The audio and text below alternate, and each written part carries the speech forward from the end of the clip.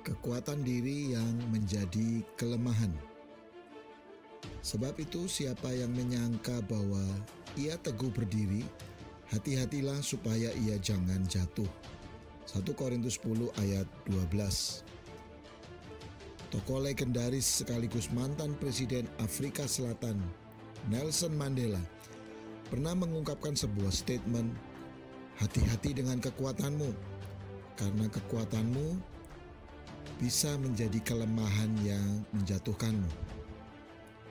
Pernyataan ini nampaknya agak berbeda, karena biasanya kita diminta berjaga-jaga atau berhati-hati dengan hal-hal yang menjadi kelemahan kita.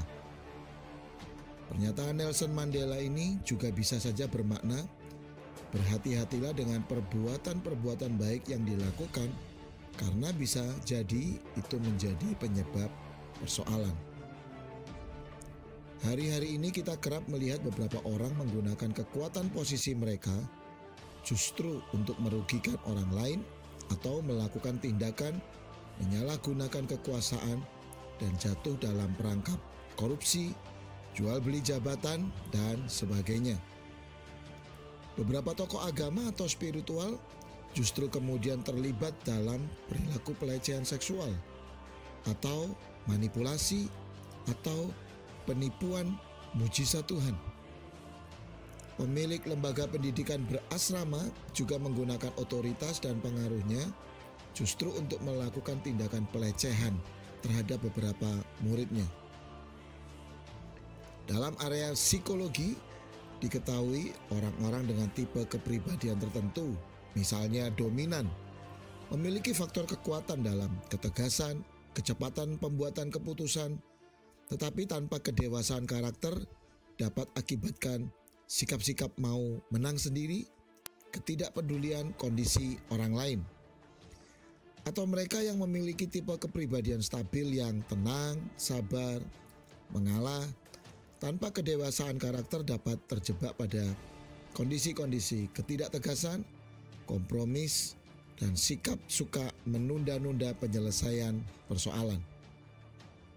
Kisah Simpson di Alkitab digambarkan sebagai tokoh yang memiliki berbagai potensi kekuatan sebagai seorang anak muda. Simpson dianugerahkan kekuatan pada faktor fisik. Selain itu, ia juga telah mengenal visi hidup dari Tuhan yang sangat jelas, yaitu membebaskan orang Israel dari penjajahan Filistin.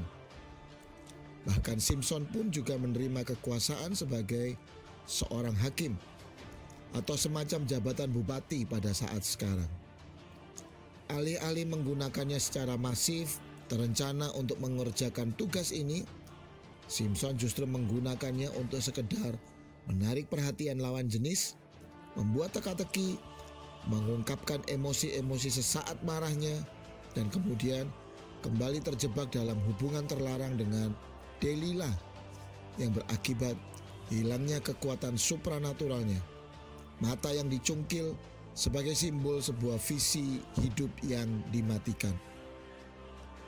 Itulah sebabnya melalui firman Tuhan yang kita baca hari ini, Tuhan mengingatkan kita kembali agar kita berhati-hati dengan faktor kekuatan diri kita.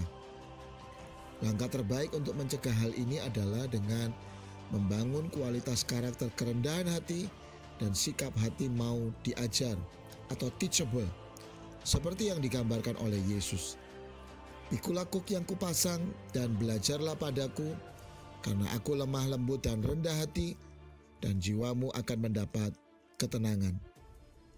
Apakah kekuatan kita saat ini?